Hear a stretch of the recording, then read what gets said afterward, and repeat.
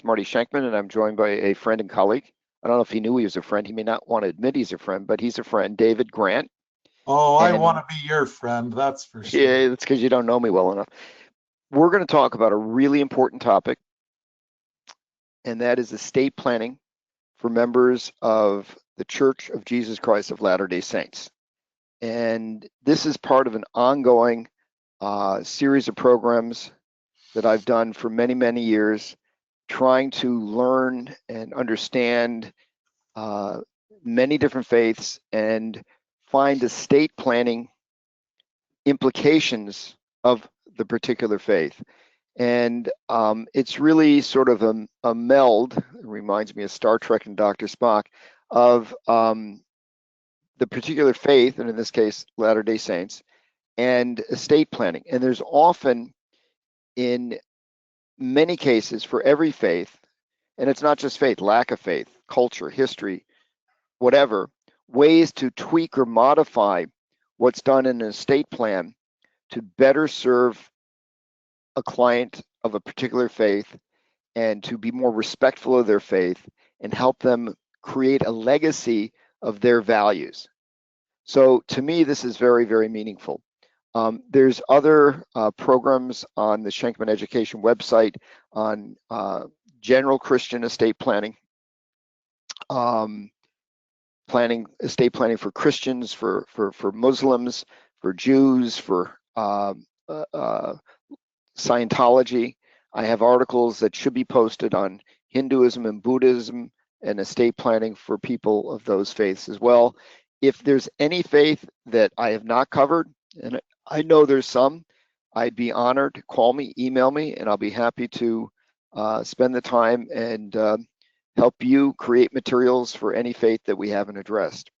In a broader sense, I think this is incredibly important given the state of the world we live in. It seems that we can't get through a week without people of different faiths being butchered and slaughtered because of their faith. We can't get through, it seems, even less than a week without another mass shooting. And I think bringing whatever faith is important to you, or whatever philosophical views of the world are important to you, to the forefront, and being respectful and understanding, and I'm going to give you a quote from Stephen Covey in a few minutes, of others is really the essence of life and the way, the path to get the world out of this very dark place that it's in. So that's enough of Marty's philosophy, but I hope that you enjoy this and get something out of it.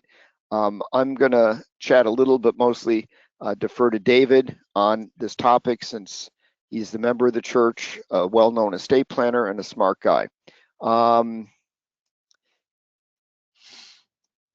Okay, so much for disclaimers.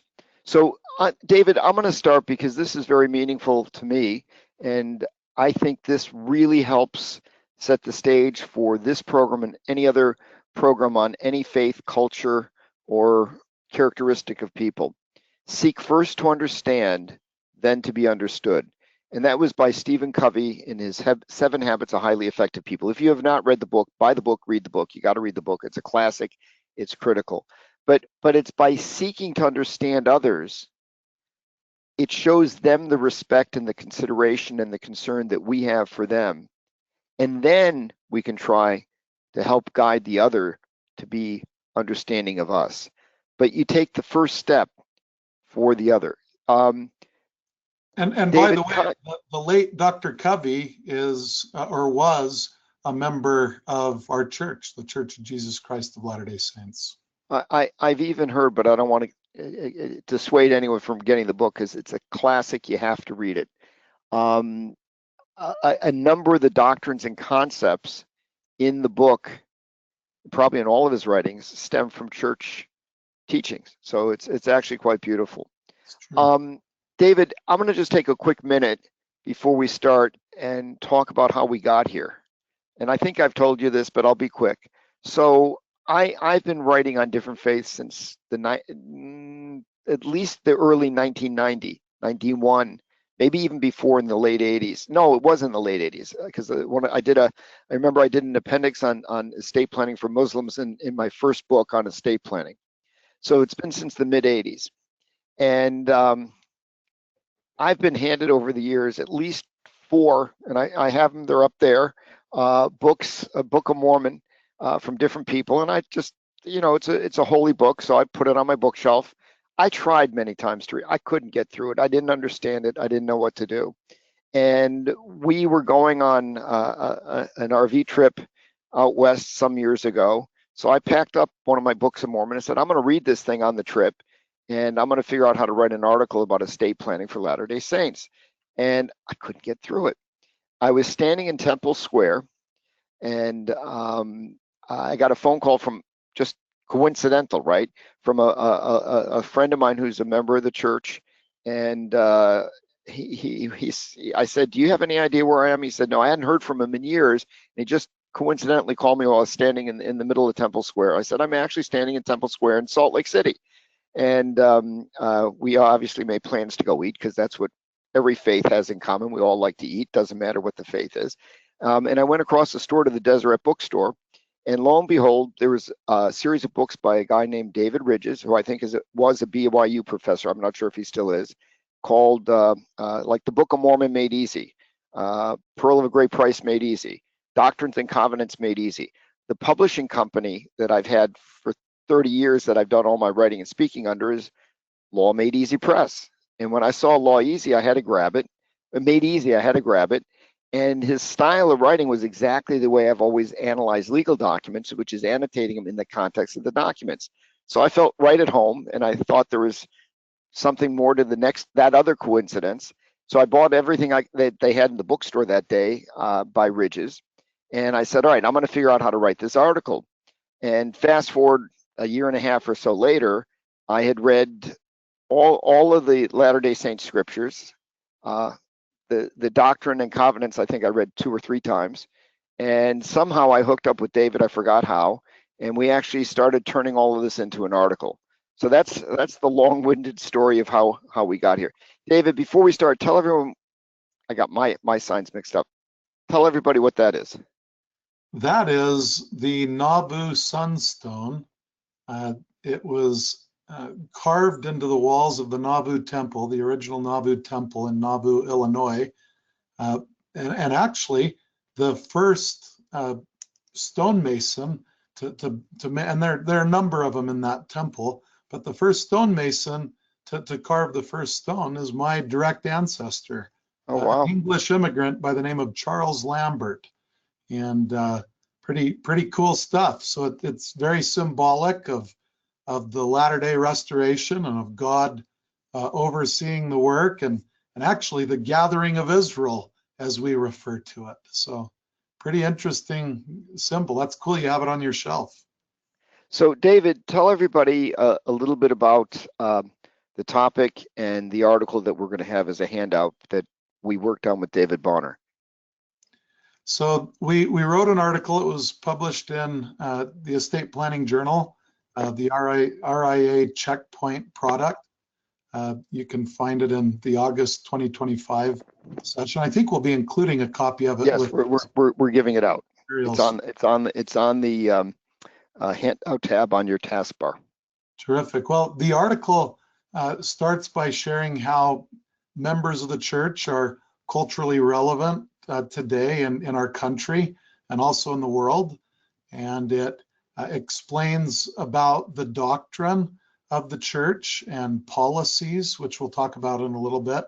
It explains the difference between doctrine and policies, and then has a really great section on agency, moral agency, which is crucial to members of the church. You have told me that you think we're somewhat unique among religions in that that members of our church can seek personal revelation from God in making decisions, and that we don't have to go to a clergyman or a rabbi or an imam. We can go straight to God in prayer. So it talks a little bit about that. We'll hit on that, and then we'll talk about some of the policies and how they affect taxation and service and humanitarian work. We'll talk about tithing. We'll talk about end of life decisions, pulling the plug, euthanasia, autopsies, things like that. So we'll help provide a construct for understanding the beliefs of Latter-day Saints and how they make decisions, so that practitioners can create better documents, help their clients find more satisfaction in passing on that legacy. You started out by talking about legacy. That's what estate planning is considering, one's legacy. And we don't just leave, as every estate planner knows, we're not responsible only for helping our clients with their financial legacy, but also their spiritual and their intellectual and emotional and social legacies. And I think it's vital to understand one's client before one can do a professional job. Let me highlight or emphasize two points that you made. One, I'm going to go a little far afield, and the second is very critical to representing and helping members of the church. The first is a sort of broad general comment. AI is incredibly powerful now. It's only getting more so. And, there's already, which makes sense, talk about, oh golly, what are we going to do as AI gets more powerful? I think the two areas that for a while are going to be within the realm of us as people advisors rather than an AI advisor are creativity and humanity. So addressing the wide swath of human aspects of planning, the emotional aspects, the interfamily aspects, the religious and philosophical perspectives of people. These are things that I think for the foreseeable future, at least to me, maybe I'm wrong, will remain very important for us to help guide clients with.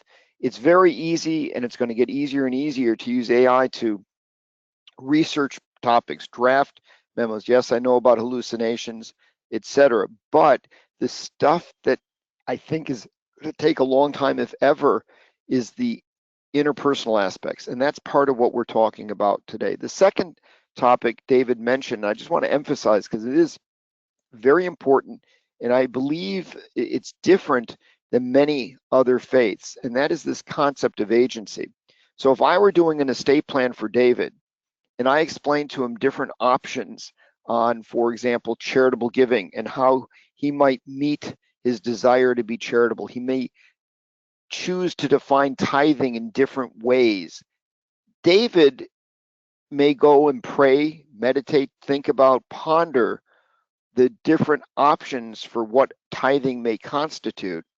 He may talk to other members of the church, but in many faiths, what would happen is if there's a concept that has to be integrated into the plan, and counsel, the attorney, the estate planner, ask the client, what do you want to do about such and such? The client may say, I'm going to go speak to a religious advisor. And again, many Latter-day Saints may do that, but this concept of agency gives the individual perhaps more, I don't know if autonomy is the right word, to try to really pray and think and understand and come to a conclusion on their own. So that can make the process different than it may be for people of other faiths. And that's not a value judgment either way, but if in your faith, you're used to asking your religious advisor, leader, etc., what do I do about such and such, and you get an answer, or you're used to looking something up because it's a highly technical determination, it may be different for members of the church. So just keep that in mind because that is important. David, tell us a little about the church, because I don't know, maybe many people are still not that familiar with it. They may not understand it. Yeah, now it's the fourth largest denomination in the United States. Wow, I didn't know that. Yeah, and it's the media portrays religions as shrinking and religious observances as being diminished, but it's actually growing, even in the United States. Obviously, proselyting efforts by members of the church and missionaries in Africa and other places in the world are exploding in a relative way to what's happening in the United States, but it's even growing here in the United States.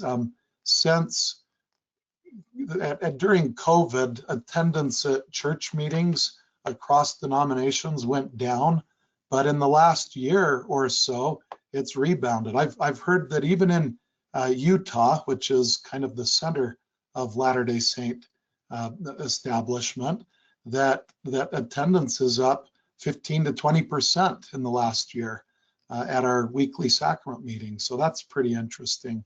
Our religious text, the Book of Mormon, we obviously read and believe and love the Bible, but the Book of Mormon is another testament of Jesus Christ, and we call it the keystone of our religion, and it's the #1 tool in helping us gather people in these latter days. It's been translated into over 110 languages, which is phenomenal. I think it's, other than the Bible, it's the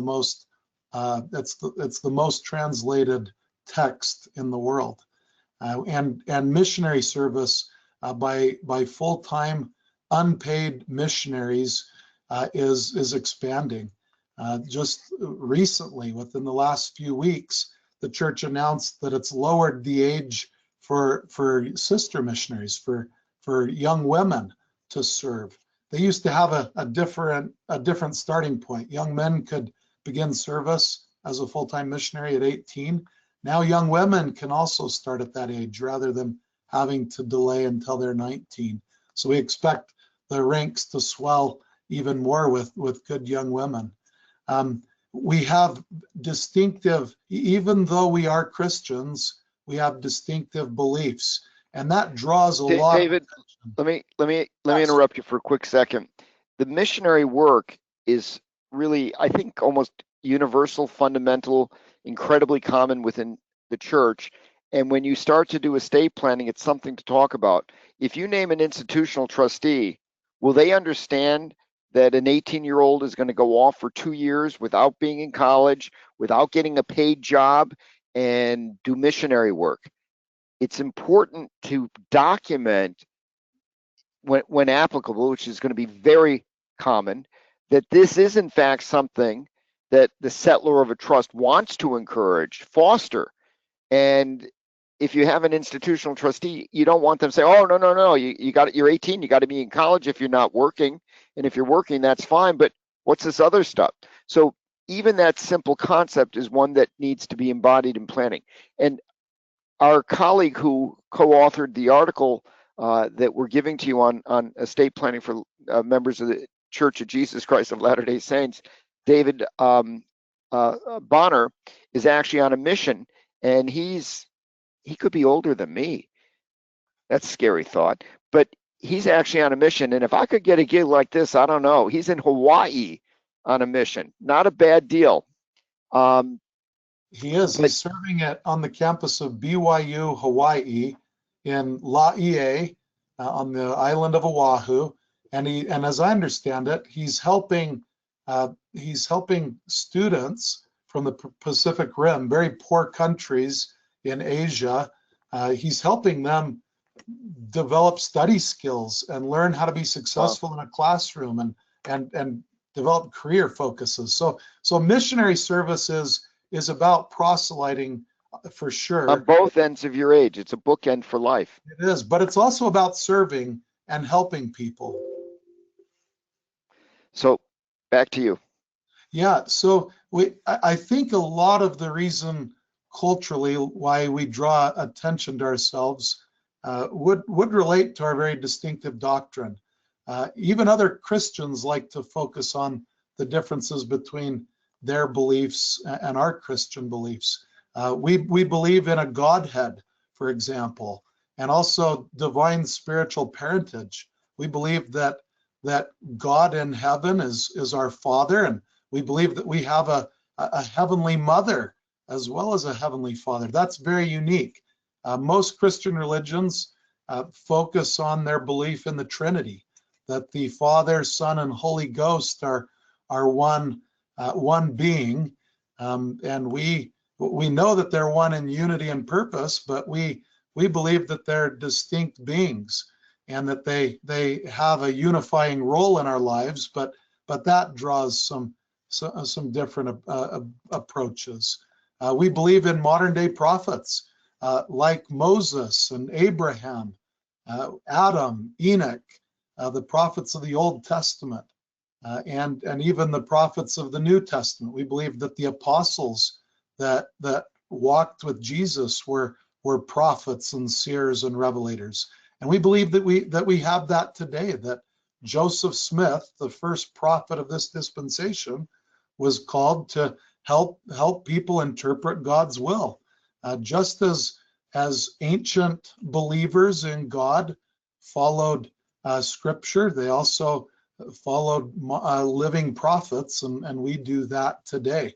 We believe that the priesthood authority that those ancient prophets held, and that the apostles, the early apostles held, has been restored to the earth, and with that comes the ability to ordain and to baptize and to pronounce other blessings and help Heavenly Father's children make covenants in our sacred temples, including being sealed as families for not just time but eternity.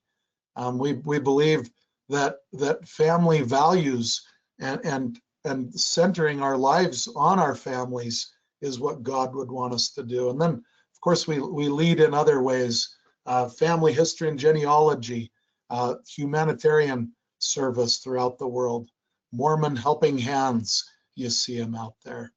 So I think we're different than other faiths, but I think we're very visible these days. If you go to the next slide, I think there are a couple of other things that talk about our relevance.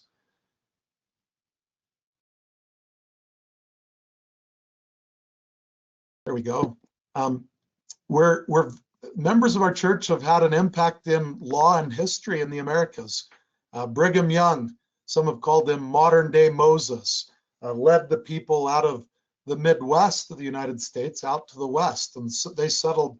Brigham Young and the Mormon pioneers settled hundreds, I think 400 or 500 communities, starting in Salt Lake City, but moving south into Arizona, Nevada, and California, and up into the northwest into Oregon and Montana, or Oregon and Washington, and east of that into Idaho and Montana. There are hundreds of communities that were settled by the early Latter-day Saint pioneers. There have been some interesting court cases that stem from ideas about our doctrine. For example, I think the only extermination order ever to be pronounced by a United States governor was Governor Lilburn Boggs. Back in the early 1800s, the Missouri people were very worried about the voters, the Mormon voters, and they chased them from one community to the other, and Lilburn Boggs said, if they don't leave, we'll kill them, we'll exterminate them, we'll take their lives. That's very unique, reminiscent of other faiths. Let me interject a comment. I think it's important to understand.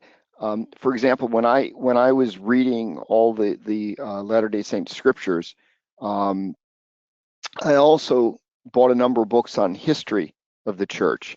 The magnitude, the evil of the persecution that early Latter-day Saints were put through was beyond unconscionable.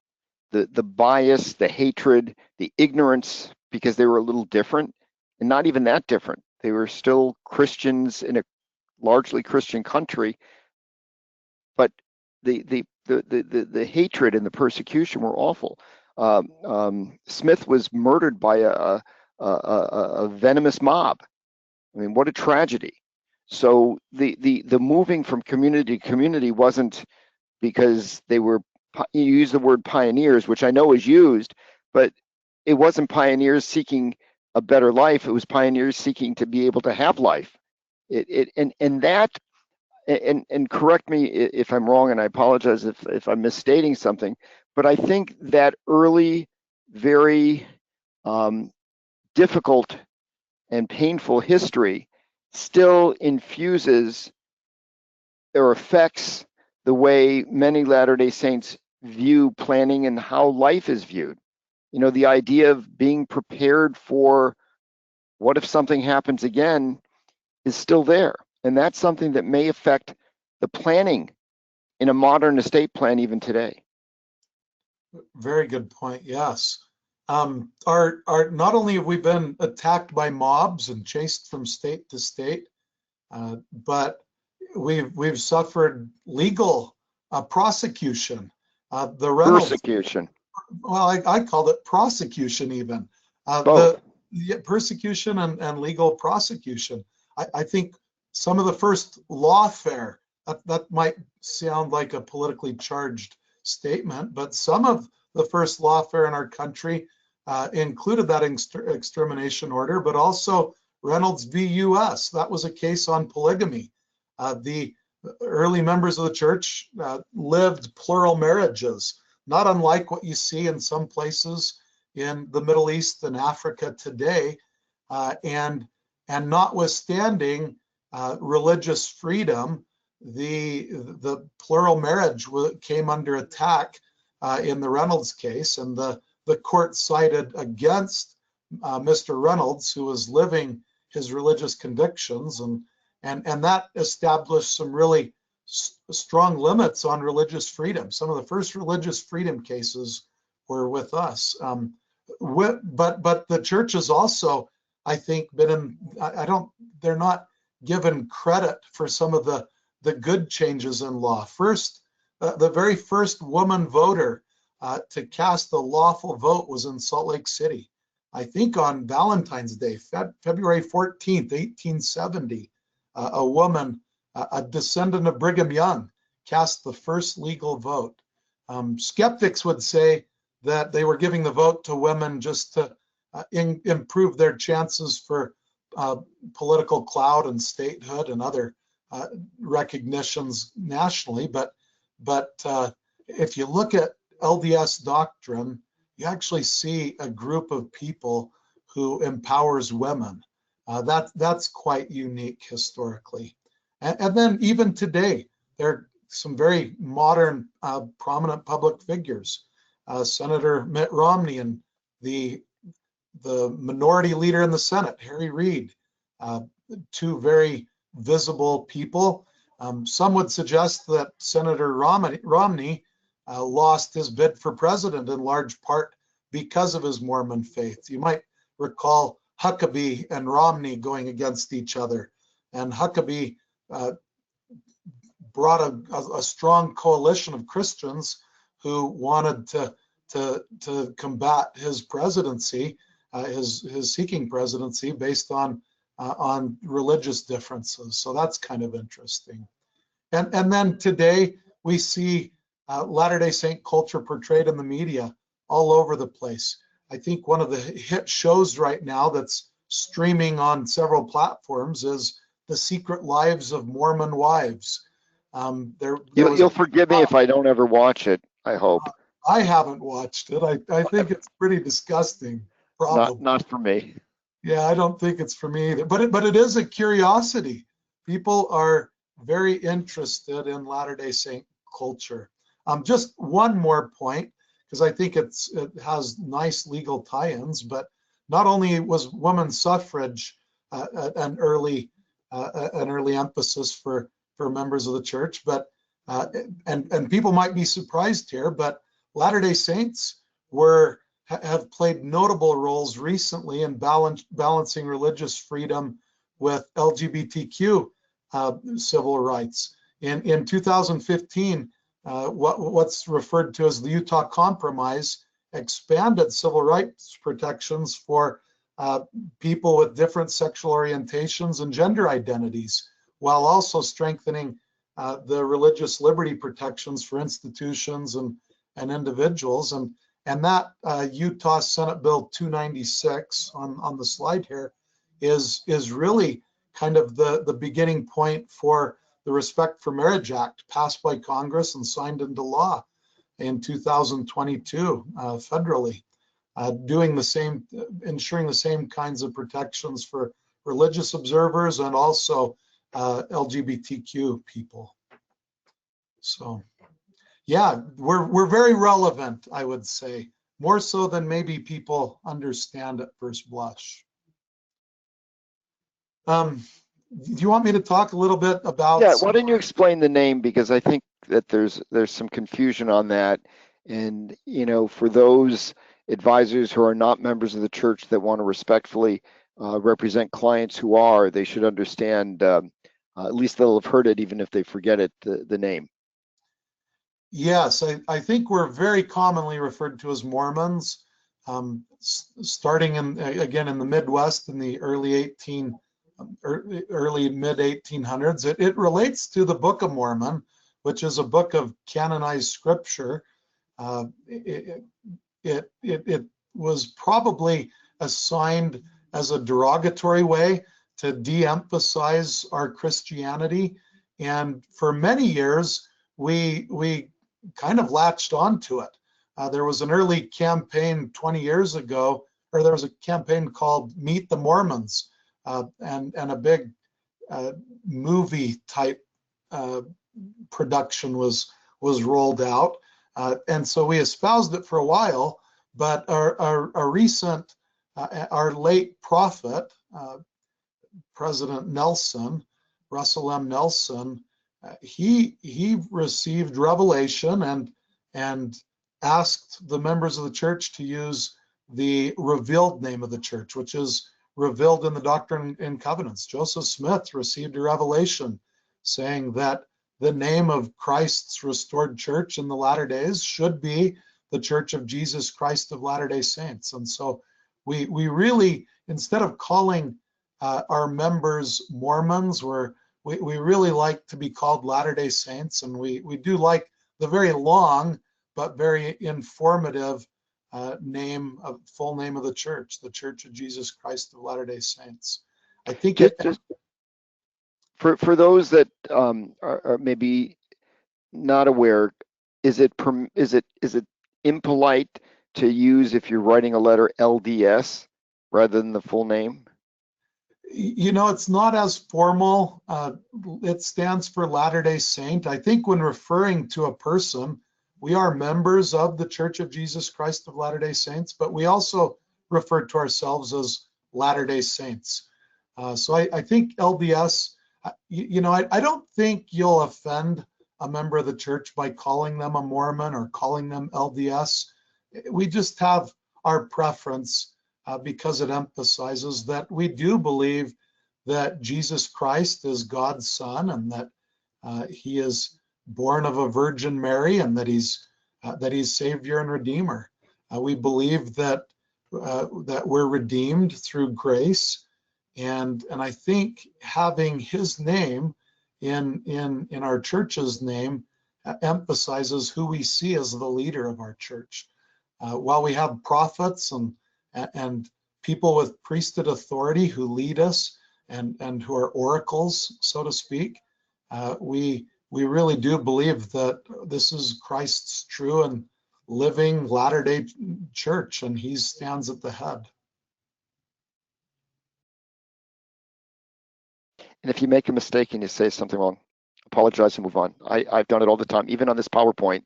The way that it's written out is ladder with a capital L dash day with a small lowercase d saints. And I had that wrong. So we all make mistakes. But you know what? My view, when you are being respectful and caring and you try but you get something wrong, it's all forgivable.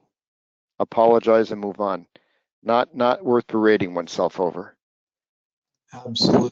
That kind of way of treating others is being lost in our culture. We tend to go to the extremes, it seems. We're either uber sensitive to the point where we can't talk with each other because we're afraid of offending, or we're so dogmatic and angry that we purposefully go out and offend. I think having open and honest conversations is the purpose of this series. I love that you're doing this, Marty. It's awesome. It's tragic to me that there are too few conversations, but let's not go there. Yeah. Tell us about the scriptures, because it seems like you guys got a lot to read. Oh, we do. We hold as canon as formal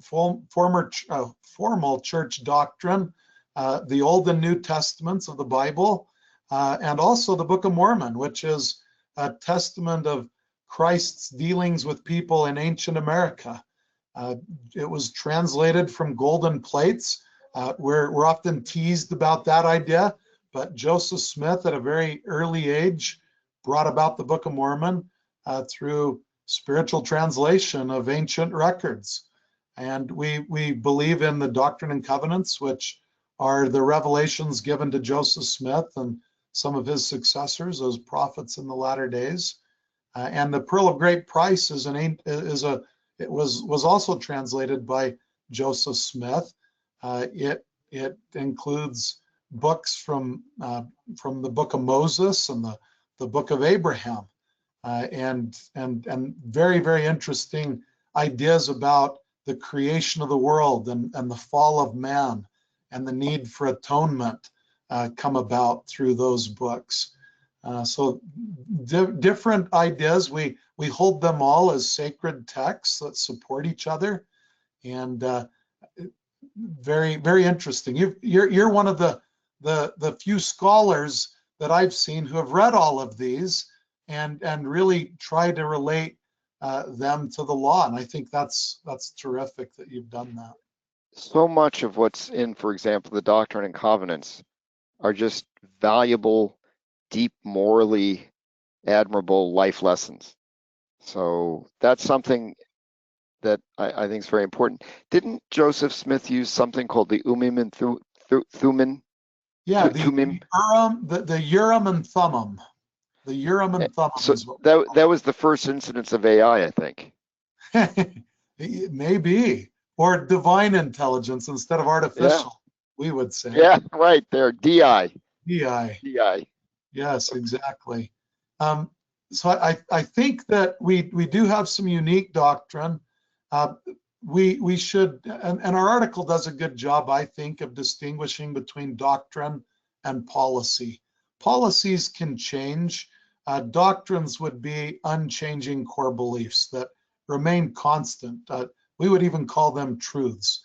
And sometimes we are mistaken in our opinions of what the doctrines mean, but policies are those practices that are taught administratively about how the church should administratively function.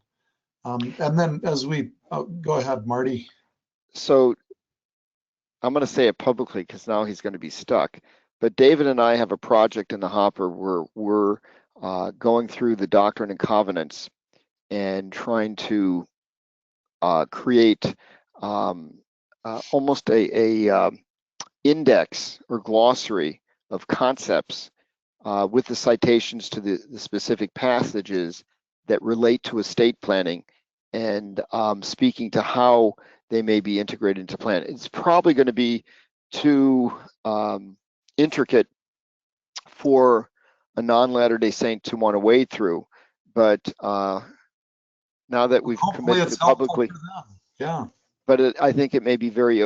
I hope it's of interest to Latter-day Saints because it's fascinating how many concepts in the Doctrine and Covenants pertain to estate planning. And David, I don't mean to put you on the spot. Maybe I do. There's something in the Doctrine and Covenants, and I can't remember what it said about bequests to children. And I think there was a suggestion or a comment, a passage that talked about equal bequests. Do you recall what I'm talking about? Oh, I can't wait to get into it with you later so that I can catch up with you. You probably have read it through that, as the Doctrine and Covenants, through that estate planning lens. I did. Way better than I have. Yeah, I read life through an estate planning lens. I can't help it. That's one of your secrets of being so successful. Listen, people are lining up to get me to come to their holiday parties and talk about GST allocations. So we're not gonna discuss further. Moral agency and accountability. These are somewhat different concepts than among other faiths, and we've talked about it. And I think it's worth you explaining a little deeper because it is so important. And it will affect the interactions between an estate planning attorney, a financial advisor, anyone involved in all the allied professions and their interactions with a member of the church. We are taught that we're to do many things of our own free will and choice, many good things. Joseph Smith taught that the way to govern a church is to teach correct principles and let members govern themselves. The early saints, when they would move from town to town, they would develop their settlements very quickly. They would almost always start building schools and universities just as quickly as temples and chapels, and they would do so very efficiently and quick order. And people were shocked, and they would ask how Joseph commanded such respect and how he was such an efficient administrator. And he said, I teach them correct doctrines and they govern themselves. And really, when it comes to putting in place one's estate plan, I think you'll find that members are very varied in how they want to treat their children. Some people, like my own parents, have said that they'll provide support for education and missionary service and maybe health care for their children, especially while they're minors or in vulnerable states. But beyond that, they don't feel like it makes anyone better to leave a big pot of money to them. And so you'll find some members of our church who disinherit their children financially, trying to leave them with a different type of legacy, one where they build their own lives and they create their own wealth, and they're responsible and independent for their own success financially. But you'll see others who leave vast fortunes to their children, thinking that their children will continue to be good stewards and do good things with it, and not wanting to dissipate the wealth. And the church, as you mentioned before, it leaves those choices up to individuals. It doesn't require that a tithe be paid on one's estate. It doesn't even require that monies be left to the church. If people want to support other charitable organizations, then members are encouraged to do so by our leaders and by our policies and doctrines. So that's when I was first trying to work on understanding and learning about the church and its doctrines, and trying to obviously relate it back to estate planning, because that's the most important thing in life. One of the things that I struggled with, one of the first topics, was this concept of tithing, because in my accounting perspective, it's like, this is a little bit vague, like how do you implement it? And I remember having with a number of different Latter-day Saints that I'm friendly with, pretty detailed discussions, and it became apparent that the vagueness is intentional, because it's really for each individual member of the church to define how they choose how tithing should actually be calculated, which in a way is a wonderful concept. As David said, the parameter, the general big picture is you should be charitable, you should give a portion of your wealth, and the detailed calculations, is it tax-free? What if you do a note sale to a grant or trust? You can define it how you choose.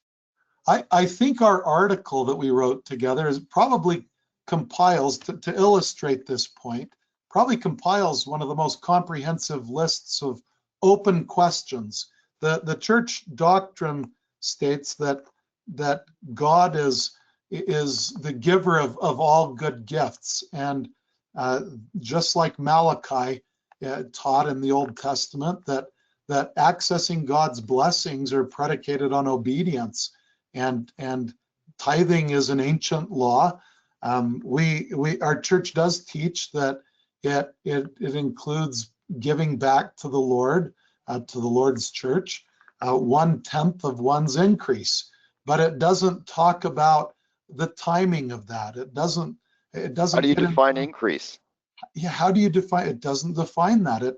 it leaves it to people to figure out themselves. Many Christians, and I think it's implicit in a lot of Christian belief. When Jesus Christ came, Christians believed that he fulfilled the law of Moses, that the law of Moses was a law of strict performances, and it was a law of letters that said what you should and should not do. And Christians will I think commonly believe that Jesus replaced a lot of very nuanced laws with two great laws: law of love God and love your neighbor as yourself. Both very subject to the law of the Spirit, following the spirit of the law rather than the letter. And I think that today we're asked to do the same things. We're taught very broad, very maybe even seemingly vague principles or commandments, and then asked to follow them in the way that we feel is the most inspired and faithful for ourselves. So look at that list. I think for members of the church, they'd particularly be interested in our list. I know as you and I were brainstorming with David Bonner that I had a half dozen new questions arise about how people might determine their obligation to pay tithing. So, See, but it's a wonderful concept because it can't be routine where you're just writing out a check. You need to think about it. You need to understand it. You need to contemplate it. Charitable giving should be more than just writing the check. It should be caring about what you're doing with the money and who's benefiting and being helped by the money. But this vagueness has a beautiful consequence in that it almost forces you to be a little more reflective about what it means to you. And if you find that you get in a very deep philosophical conversation with a Latter-day Saint client about what they're going to do for charity, don't be surprised.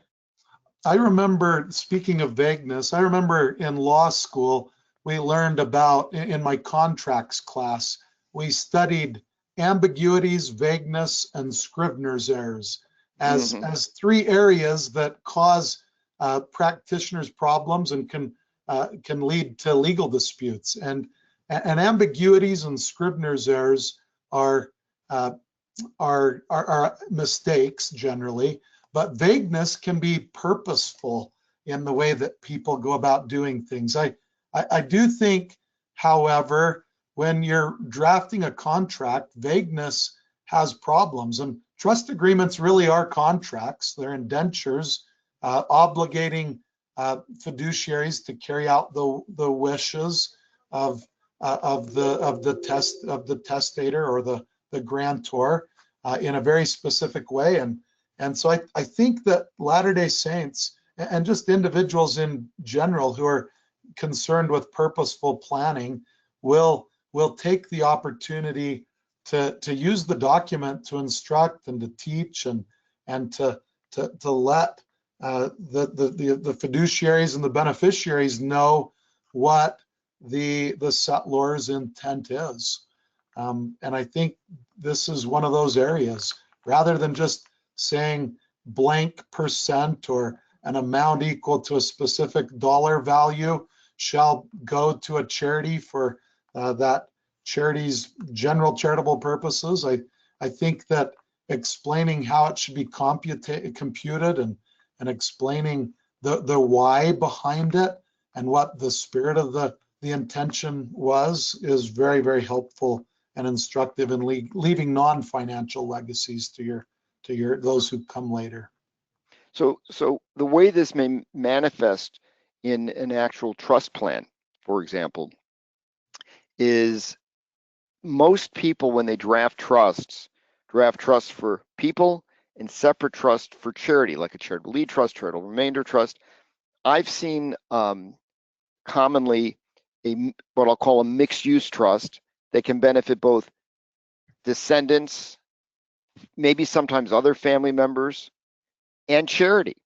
And if you leave, which is really common in modern trust drafting and planning, a discretionary distribution decision to an independent trustee, The independent trustee may rely on or meet with, or could even be directed to meet with distribution advisors, which may be a panel or board of family members, so that each year the family could sit down, or whoever's designated, and make decisions about how much of this trust income should be given to charity, which charities and for what purposes, who in the family may need help because there's a health issue, or who's going on a mission and may need their income supplemented.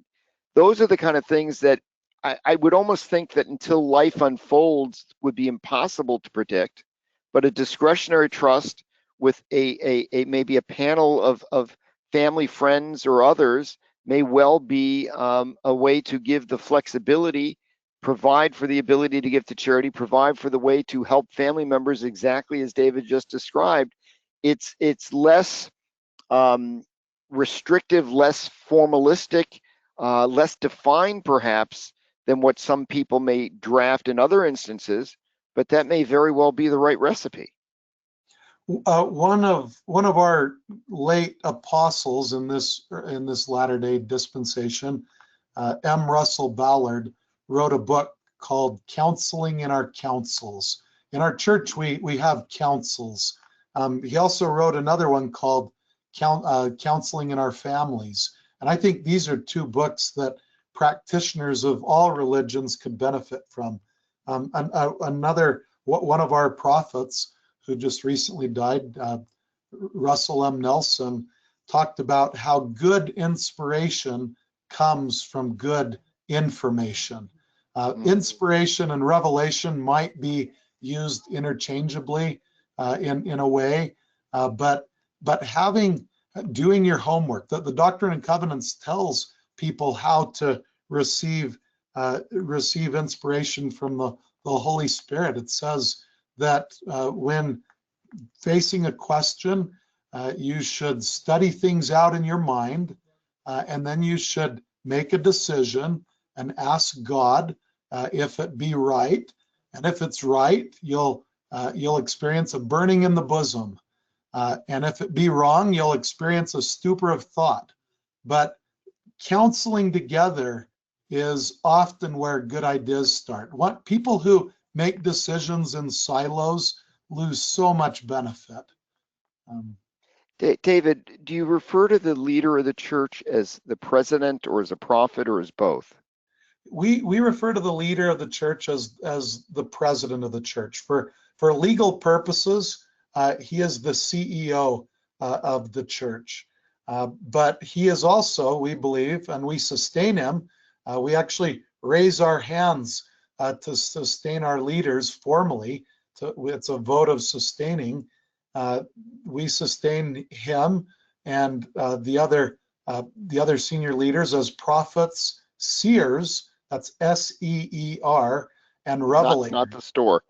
Not Sears. The store that's going defunct, as storefronts get wiped David, out. can you? I think this is really interesting. Unless I was misinformed, what profession did the current president of the church pursue before becoming a leader in the church? So our new prophet, our new president, is named Dallin H. Oaks. His father died when he was a young man, but he was very studious, and he ended up going to the University of Chicago Law School, and being a very distinguished law student, he then went and clerked for a judge on the Supreme Court of the United States. I forget which one. I think it might have been Warren Burger, Wow. if I'm not messing that up. He then was a law professor. So he's a lawyer. He's right? a lawyer. In Which fact, should get a lot of people listening to this very excited. he's not just a lawyer, but at I the know, I'm University waiting. of Chicago, he was a trust and estates lawyer. Say that one more time. He was a trust and estates lawyer. Here, let me hold on really quickly. I'm gonna escape here and pull out.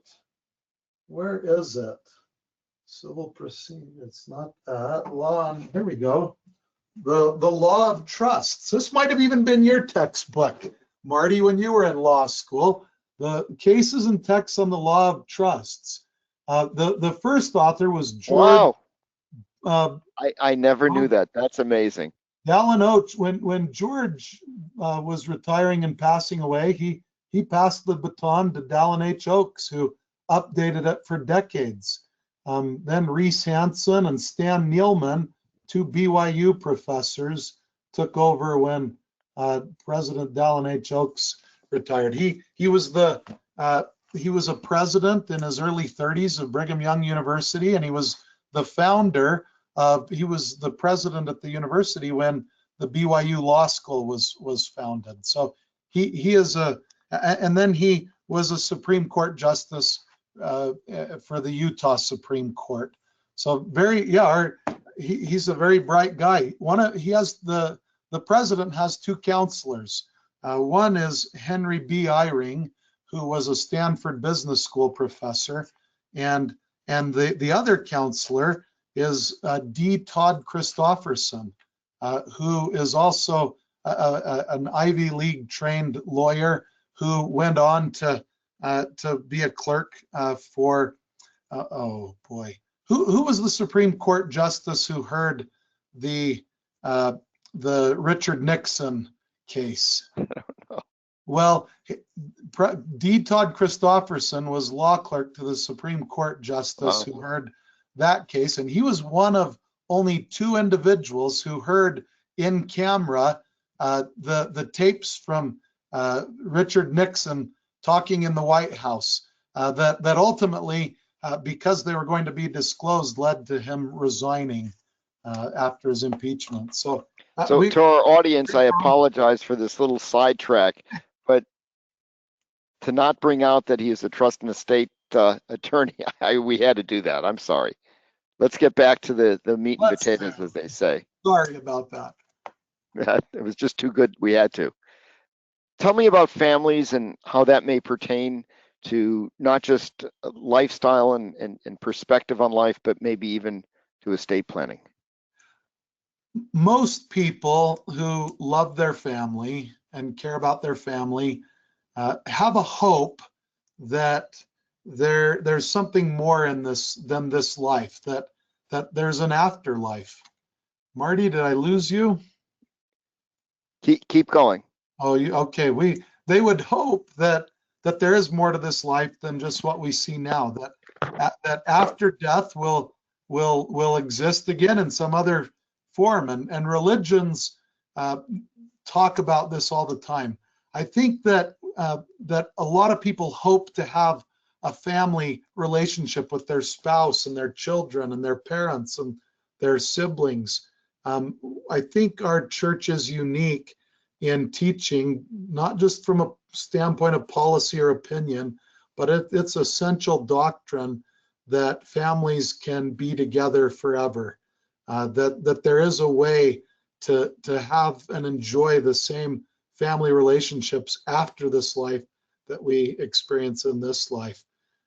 When you think about that, how can it not inform your estate plan? When you believe that you're setting up a trust or a will that will continue on, when you're leaving an inheritance, when you're leaving bequests to your loved ones for the rest of their mortal lives, the idea that you'll be reunited, I think, is powerful and helps inform the way that your plan is designed to foster unity and avoid contention and preserve those family relationships in life. We've already talked about how family councils can be used, but you might also have arbitration provisions. You should use an interorum clause in your documents. Giving discretionary powers to individuals and councils is a good thing to do. So the family is eternal. I think it's one of our most appealing doctrines, and that certainly informs estate planning. So doesn't that seem to be consistent with this thought that I stated earlier, that you maybe even have like a panel or board of family members to advise on distributions from a trust, where all these general concepts can be evaluated from charitable giving to supporting mission to helping somebody in need and so on and so forth? Absolutely. Trust advisors and distribution trustees and panels and charitable leaving your children in to make decisions together in a council type situation is something that our clients often want to think about it. Nothing keeps a family together after dad and mom dies more than yoking them to each other financially. And that can be for good and bad, but keeping them together so that they have annual meetings. I know I see all the time where in my practice where families get along for the most part and out of respect and love for their parents, but when mom and dad are gone and it goes to the next generation, it's so common for people's loyalties to then shift to their own spouse and children. And I don't think it should be mutually exclusive, but we become forgetful of our siblings when dad and mom pass away. And trust can be used to keep those relationships together. I know that some of the most influential people in the lives of my children are their cousins and their aunts and uncles. And when my parents pass away, for them to lose that is kind of a tragedy. And trust can be designed by necessity to keep the extended family members together, making decisions together. What David just discussed is a concept that many clients actually want to do the opposite. I'm going to keep everybody siloed and insulated because I don't want fights. Whereas the Latter-day Saint view, because family is such a strong, it's not just a principle, it's just an overarching theme. They may well do the opposite because that's so very important. Just as an aside, I was very honored to get invited. I was asked to speak at biannual, if that's the correct word, estate planning conference that the charitable arm of the Church of Jesus Christ of Latter-day Saints holds every other year, and it was fascinating to listen to the programs. It was a very different atmosphere and feeling than any estate planning conference I'd ever been at. You know, instead of people getting as excited as somebody like me would over some new GST allocation concept, family came up in almost every presentation. So it was really interesting. And it is a different philosophical or cultural view of life that should, in some cases, maybe many, be carried through the estate plan. And we all know the tools to do it. You're not doing something you haven't done before. You're just tweaking it. Yes, exactly. In my office, sometimes we joke with my partners and associates about how today with AI and you touched on this earlier and Google and research tools being at everyone's fingertips, how we joke that everyone thinks they're the Rockefellers. Everybody wants dynastic language. Everyone wants really complicated dispositive provisions. Even if they're just a small ma and pa estate, they all think that they need to do complex things. And that presents a lot of challenges for estate planners, as you know well, Marty. I'm not even going there. It's only You're going not to get worse. Oh, Yeah, I don't think is it's that they want complicated stuff. I think they all think they're now the estate planner because they asked AI the question. And you know, if it came from AI, right? Like, it's got to be right. I met with a potential client a little while ago, very successful in a big publicly traded Fortune 100 company, and a senior executive, very wealthy. But he sent me, I guess I'm going there, Marty. He sent me a chat GPT link, a shareable link. And in advance of our consultation, he wanted me to review his hours and hours long worth of chats with chat GPT. And when at our meeting, I admitted I'd only scanned over the topics and the discussion. And then I came up with, after listening to him and a very long discussion, I came up with my own recommendations. He accused me of stealing ChatGPT's ideas and of not and trying to plagiarize his own work. I said potential. Fire. I did not take that engagement on.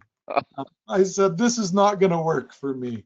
Very smart guy, and I did learn a lot about AI, but it is so complicated, and I think as in a religious sense, it's going to happen with religious people as well as non-religious people.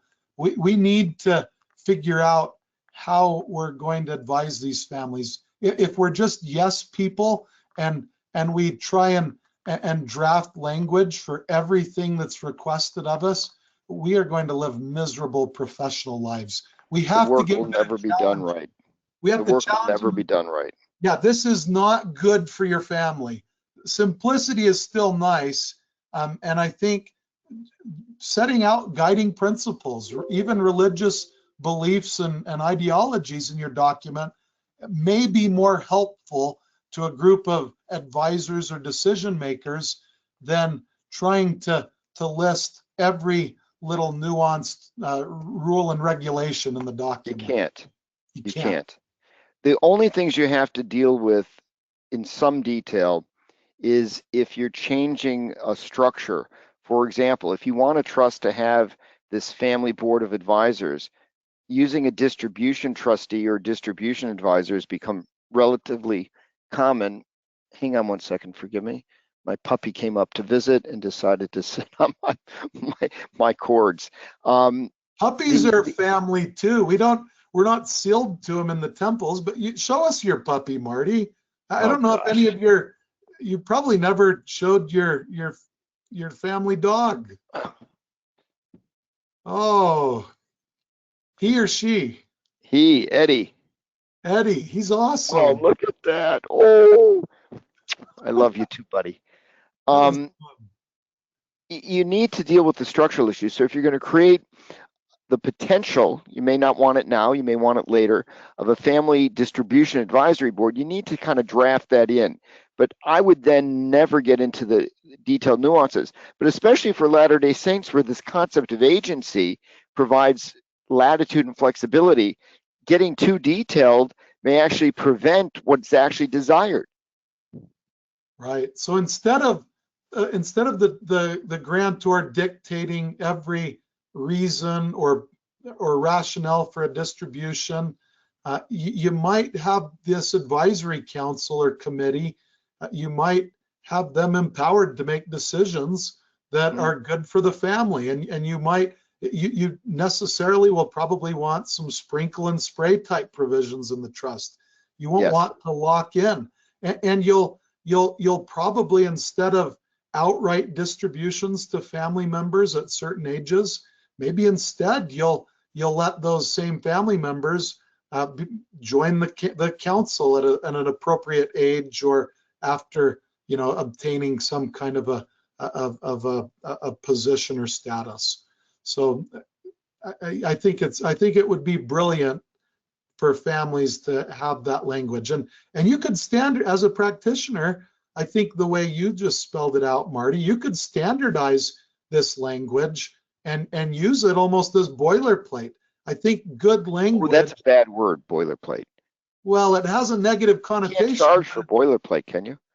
Well, gold standard language. I don't know what you'd want to call it. We should actually draft a sample provision like that. I think it may be helpful. One of the things that I think is important to discern, I fully agree with David, you got to be careful how detailed you get into a legal document in terms of specifics of distributions and things like that, because life is so uncertain. My gosh, look at how the world has changed in the last few years, and in many cases not for the better. But what does the client have reflected in the actual legal document, which should probably be sparser and more general, versus what should the client write in a letter of instruction? And that's where the detail can go, because it's a non-binding, merely suggestive or precatory kind of language that will help be good guidance. And that's something I would encourage if you're meeting with a Latter-day Saint client and you start to get into these discussions, that client should go in a letter of instruction. If your feelings change or get more refined or whatever, just revise the letter. It doesn't mean redoing the legal documents. But if you get too detailed in the legal documents, it could create legal impediments to carrying out what you actually want. So a letter of instruction, and this is true for people of every faith pretty much, you need a letter of instruction because what level of faith, to what degree, what are your views? Every faith has so many different views on different topics, like charity. The Baha'i faith has similar latitude in how one determines the 19% that is given to the hukala. Maybe a letter of instruction is guidance, but certainly here for Latter-day Saints, which is our topic, letters of instruction I think could be very valuable. And I think this slide makes that point in its drafting implications. Very, very good points. Shall we go to the next slide? I think we've kind of touched on these things. We've talked about missionary service. We have, yes. Maybe we could just highlight some of the recommendations. In your definitions, so many people, so many drafters use the HEM standard, health, education, maintenance, and support. Where would missionary service fit in that? You talked about an institutional trustee earlier in our discussion today, maybe not knowing what kind of financial support a trust could provide.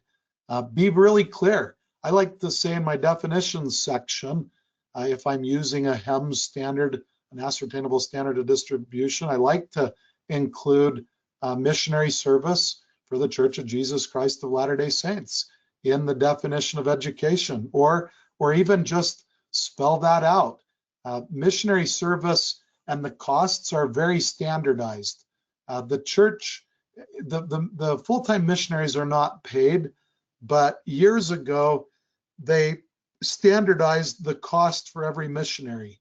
Yeah, the actual costs of serving a mission in Nairobi, Kenya, are much different than serving in Tokyo, Japan.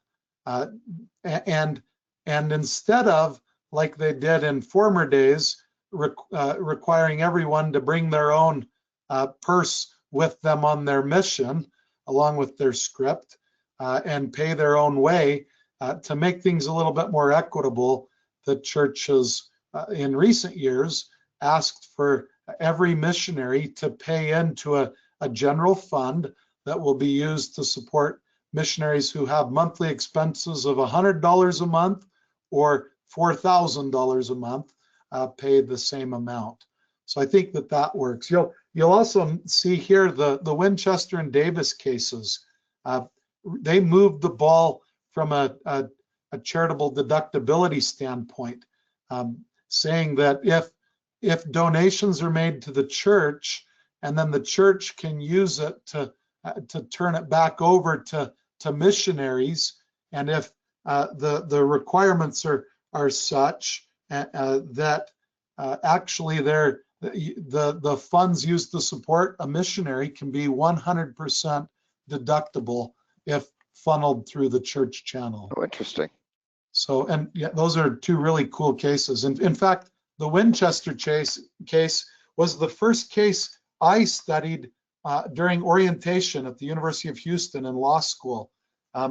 Mr. Buckles, my soon-to-be tax professor, took a cohort of students into one room, and they did this across campus, showing us how to digest a court case. And Mr. Buckles, a Baptist from the South, picked this case, a tax case, as the case that teaches how to read and review and understand court cases in general. So kind of interesting. He had me raise my hand. Anybody in here a Mormon? And I raised my hand.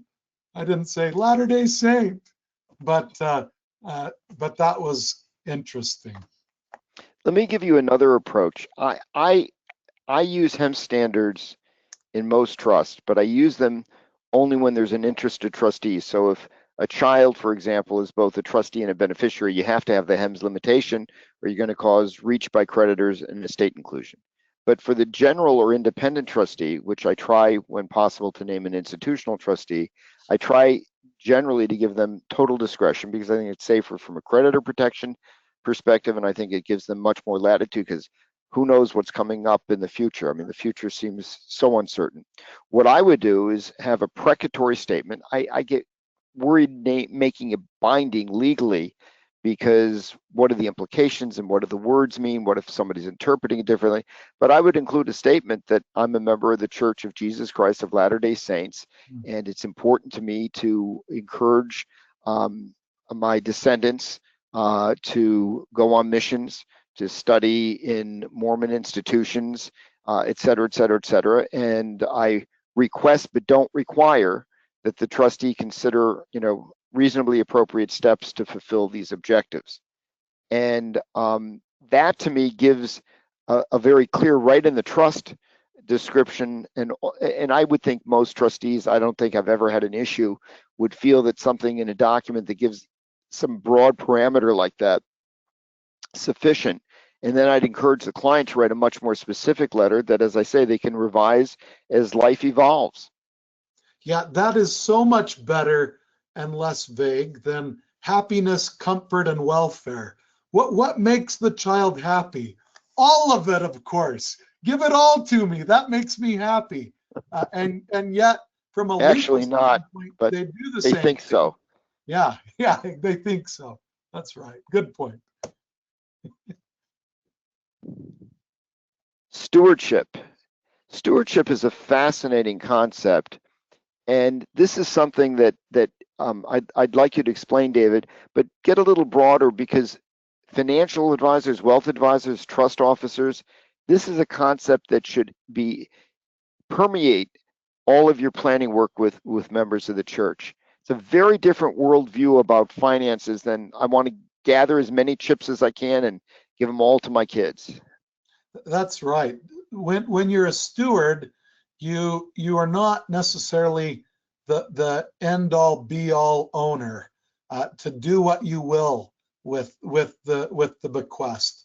When you're a steward and you receive something, you understand where it came from, and you understand the intent behind the donor, and you are hopefully trying to in almost in as a fiduciary, you're trying to follow the punctilio, if we could use that word. It's a big word, David. Well, it's a big concept. You're trying to do with the money what the giver would do. In a large ideological way, we believe that all gifts that we receive come from God and that they belong to Him. Tithing is part of a broader law of consecration that we ascribe to as members of the church.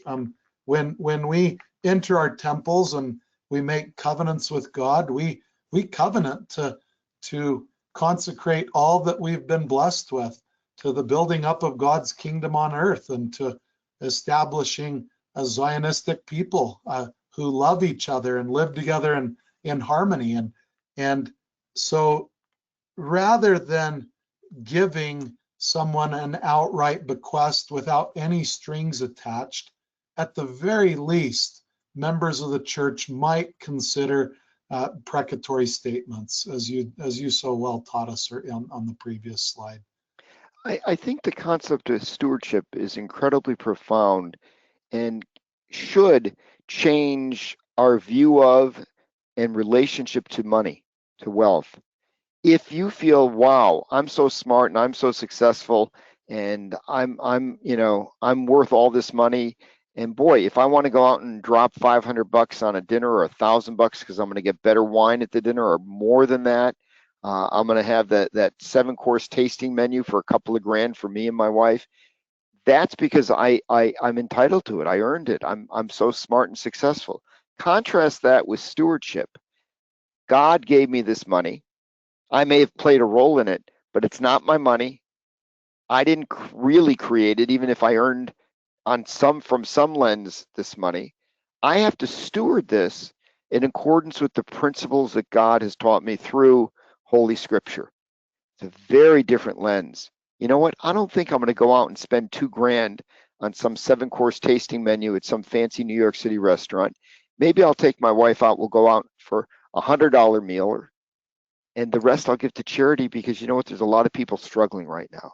That's stewardship. It's a different concept. And I'm doing it not only because it's the right thing to do, but I'm doing it because God blessed me with this wealth and this success, and I need to be a steward and care for that wealth. Yeah, God blessed you with it, and your children will be blessed also by you and your wife, leaving it behind for them.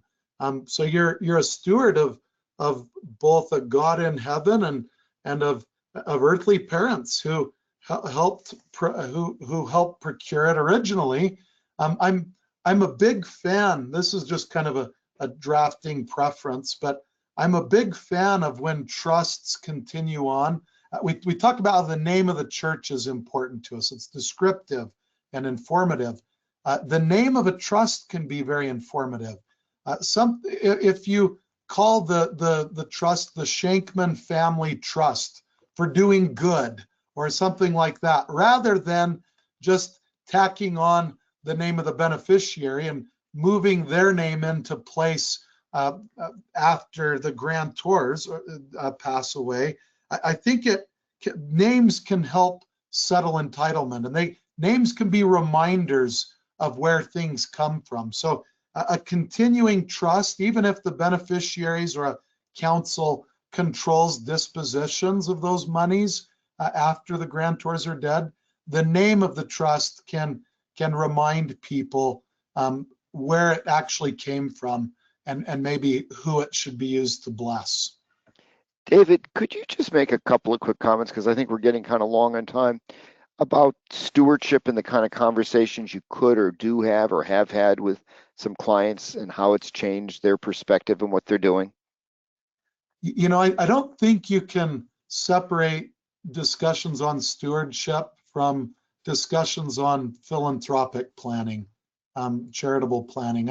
I think that for really small estates, the parents' priorities might only be able to extend to taking care of minor and disabled individuals. But once a child has enough resources to fully develop and be educated and start into their own family and personal lives, at that point, you really have to ask the question of how much is enough for that individual, and what remaining amounts can be set aside to help the broader world and community, to help other people and other important causes and purposes. I was impressed that the conference you referred to earlier in Salt Lake City, the biennial conference, it's the philanthropies division of the church's planned giving conference. Years ago, I attended, and I'm going to paraphrase, so I might make mistakes here, but one of the speakers talked about President Monson, a former prophet and president of our church, who was given a big check by one of the other leaders of the church from wealthy members of the church. And President Monson was given this broad this check, and it was to be used by the president and the president's absolute discretion. And the story went that President Thomas Monson handed it back to the other leader and said, please return this check to the individual and ask them how they want the church to spend the money. Do they want it spent on missionary service or building temples or on humanitarian services abroad? What do they want to use it for? And the gist of the story as I took it was that the president of the church was saying that in giving to others, this was a lifetime inter vivos donation, but in giving that and not saying how it's to be used, we're shirking our stewardship. If God blesses us with resources He intends for us to determine how they're to be used. And it's a holier and higher way to figure out the best use of those funds rather than just turning them over carte blanche to some church leader to do what they want. That's been an impressive story. I think stewardship, a synonym for stewardship is responsibility. When we have something, we're responsible for not only managing it, but for determining how it's to be disposed of.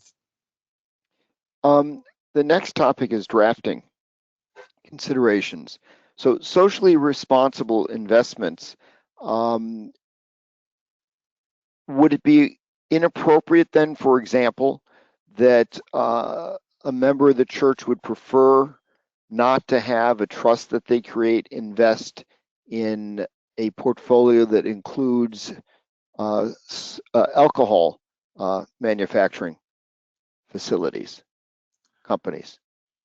Possibly, yes. So it's important to note this, and this is a place you want to be a little more specific, because the Prudent Investor Act, Principal and Income Act, the Prudent Investor Act, diversified allocation. Well, that diversified allocation could include investing in stocks and companies that do things that are not acceptable to a member of the church. I don't know that you want to have an investment in gambling, in drinking, and we'll leave out the other types of activities. But that may be an express prohibition, because if you don't expressly state it and you have, for example, a trustee who wants to go out and adhere to modern theories of investment allocation, those allocations may include things that are inappropriate and even offensive. So that's some place to be specific. Budget conscious distribution guidance we've really talked about, and that is that, the money the funds, the resources should be used to promote the values, family, of helping others and so on, not lavish lifestyle necessarily. David, do you want to comment any further on fiduciary sensitivity, or have we commented enough on it? Then I have one more comment before we go to the next page. I think you've done a great job. That's great. So if you have, for example, a member of the church that has a vacation home, and this vacation home is very special, family meets there for lots of holidays and in the summer, and you want to pass it on. One of the ways to pass on a vacation home, the family cabin, whatever you'd like to call it, is to have an LLC own it and have that LLC owned by a perpetual dynastic trust. But one of the things that we've done, and the reason I also like to have an LLC, is not only because if the trust is in a different jurisdiction than the property, you avoid not only ancillary probate, but you avoid the issues of a trust in Alaska being subjected to the laws of California, if that's where the home is. So you need the LLC. But what I like about the LLC and what I've done for Latter-day Saint families with this scenario is I build in rules and regulations on the use and operation and maintenance of the home right into the operating agreement, and have everybody sign it, even if it's owned by the trust. And the reason for that is this way we can set forth, there is no drinking, smoking, or gambling in the home, period. We've also set up rotations for picking holiday seasons when to use the home, because especially when people have young kids, it's the vacation time from school when they all want to have the house. So we'll set up a rotation. They can always agree to do something else, but the last thing you want is people fighting over when to use the vacation home. But that structure, it's very easy to add rules and regulations to the operating agreement to maintain the environment that the benefactor, let's say the grandparents, are hoping to foster for future generations. It's a wonderful way to also memorialize the legacy of what they're hoping to pass on. And don't be offended, and listeners, don't be offended, but let's say somebody leaves the church. You know what? You're still bound by these rules and regulations. This is the legacy we wanted to pass on. And the legal document still ties you to your family members. I love what you're saying. I've used LLCs in the exact same context. I've even had clients who required for if their children or grandchildren or great-grandchildren want to use the property, they've required that those individuals get together, select a weekend, and go and do work and service projects on the property. Go and improve it and better it and clean it up. And that's created almost a mandate to go to have a family reunion and a work project, and that can be instrumental in keeping the family together, whether you're a member of the church actively participating or not.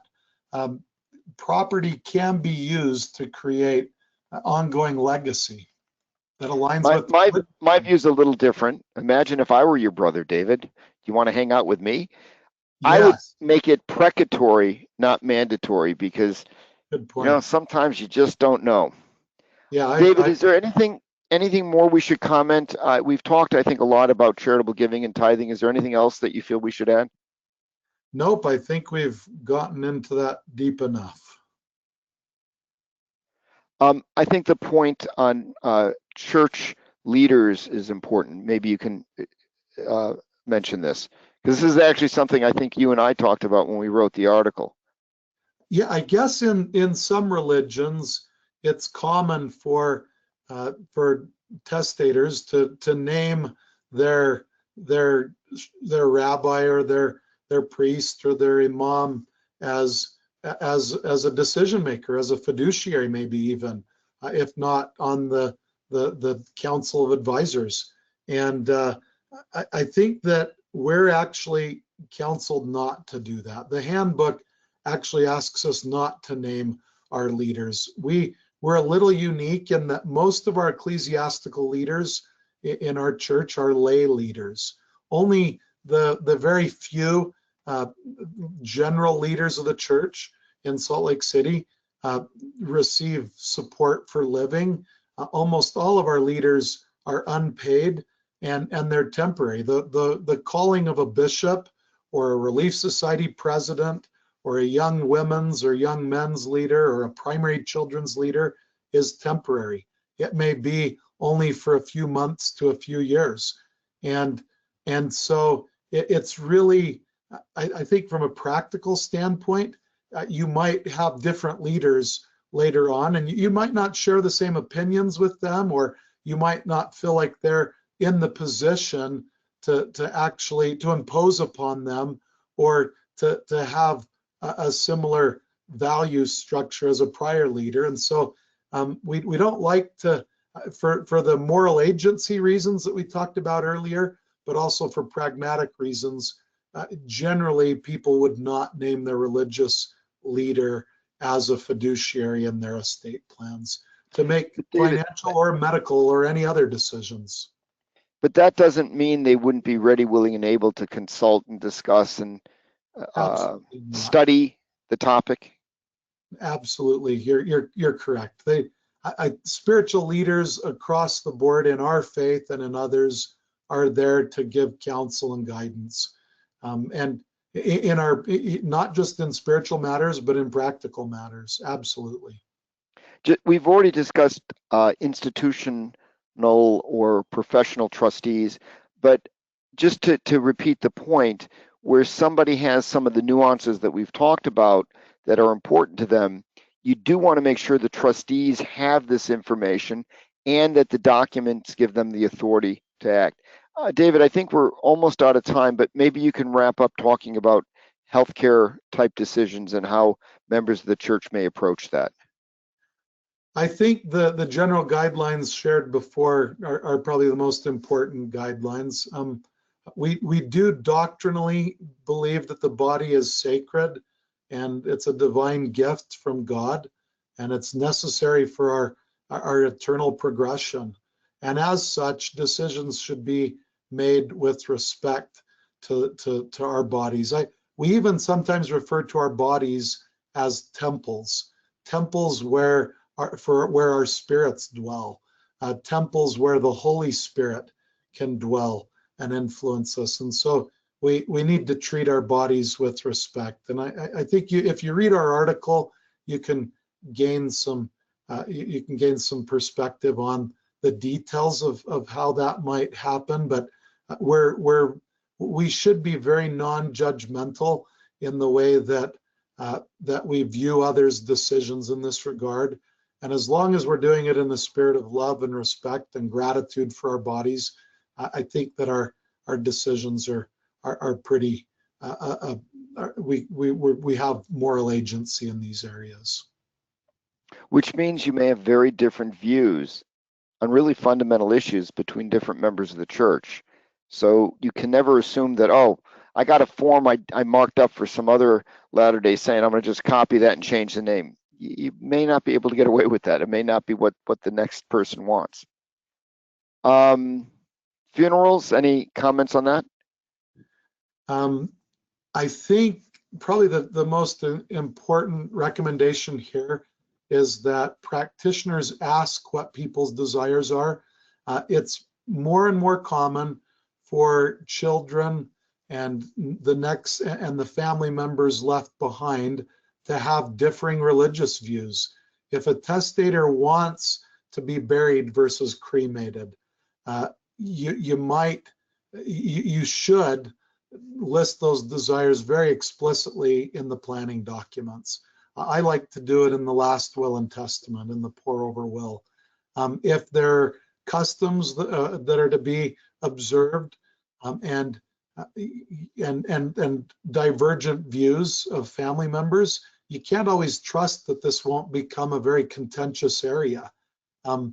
Moreover, lots of laws regarding disposition of remains and funerals leave it to a vote of children. Lots of state laws, if there are disputes among the children and the planning documents are silent, a lot of times, a majority of the children, maybe following an intestate line of succession in some way, will get to determine the outcome.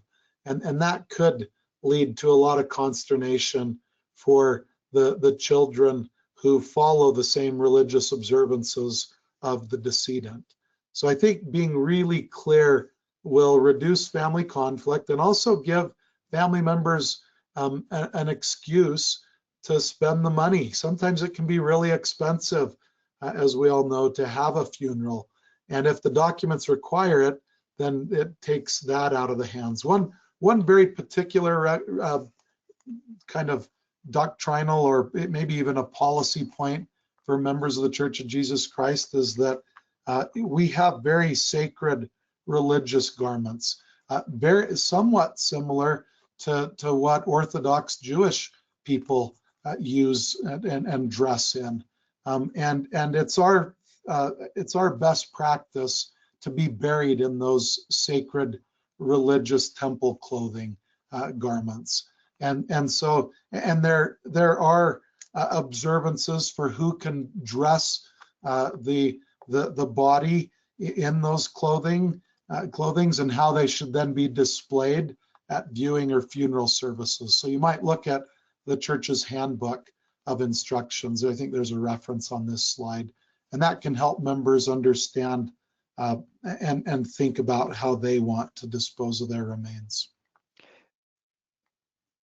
Just to sort of tie back to something earlier, we had talked at several points during this presentation, and I know I made at least 2 comments on it, of being general and being vague so you don't tie somebody's hands, especially a trustee on distributions, because things can change.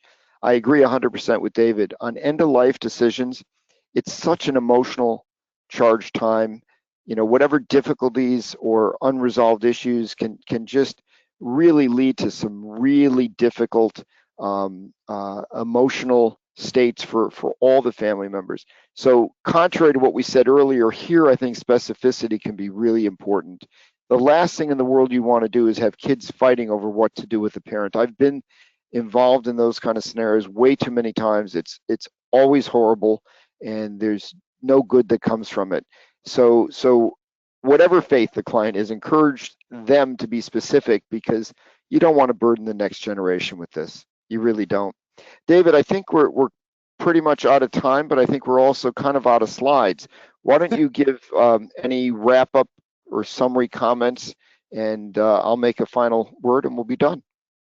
Well, I'm very grateful to you, Marty, for your taking interest not only in members of my faith, but just people in general who are religiously predisposed, who have ideas about what's right and wrong and what's true for them. And I'm grateful that you've created this series so that we can learn more about other people. I love how you started off with Covey's statement about seeking first to understand. I think that that's brilliant. I think this Covey goes, was brilliant, not Marty. well, you were brilliant to tie it in.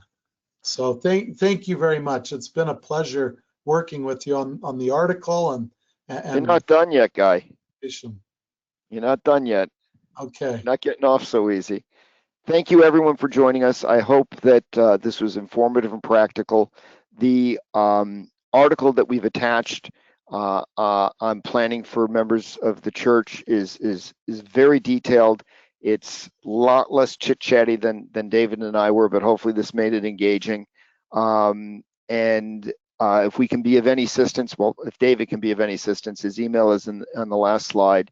And I hope this encourages everyone to be more open and more desirous of trying to understand each other, because that's what's going to make the world a better place. And I find that when I make these efforts to understand, not on a superficial level, but hopefully on a more substantive level, the different cultures, beliefs, faiths, philosophies of different people, I feel like it enriches my life tremendously. And I hope you find the same. And hopefully, if you're not a member of the church and somebody from the church comes in as a client, this will give you some insights on what to do. And if you are a member of a church, I hope this gives you some insights into your estate planning that maybe you can refine it and carry out your wishes to create that legacy you want, and hopefully avoid some pitfalls and some disharmony that we all want to avoid. Thank you again. Thank you, David. It's been a wonderful journey. Thank you, David Bonner, who's not with us physically, but was a big part of this project. Thank you, everybody.